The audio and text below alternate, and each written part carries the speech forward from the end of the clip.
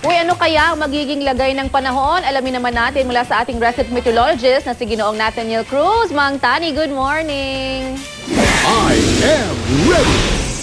GMA Weather, serbisyong totoo ng GMA News.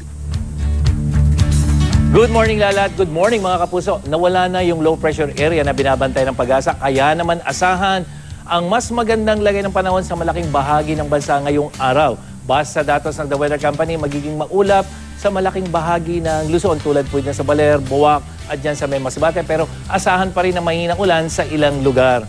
At sa Metro Manila, mataas ang posibilidad ng mahinang pag-ulan, lalo sa hapon, 90% yan.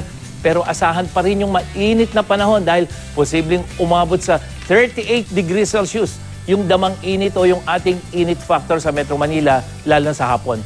Asahan din ang mahagyang maulap na papawirin sa ilang lugar sa Visayas, Kalibo, Iloilo, Bacolod, pero magiging mas maaliwalas naman sa ilang bahagi dyan sa Tagbilaran, Dumaguete at sa Maasin.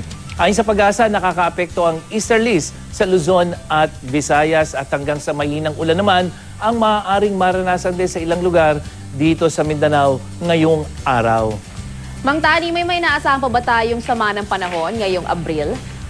Lala, kung titingnan natin itong forecast wind map ng The Weather Company, merong posibleng isang mabuong low pressure area. Pero yan ay nasa labas ng Philippine Area of Responsibility. Nakikita natin itong sirkulasyon na ito.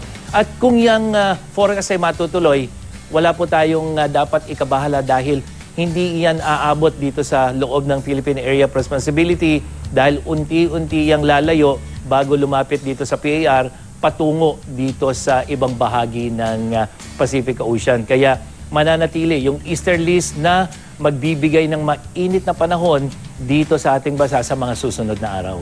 At yan ang latest mula sa GMA Weather. Para sa iba pang weather update, bisitahin niyo po ang www.imready.ph at ang social media account ng IMReadyPH. Ako po si Nathaniel Cruz. Magplano para sigurado. I am ready.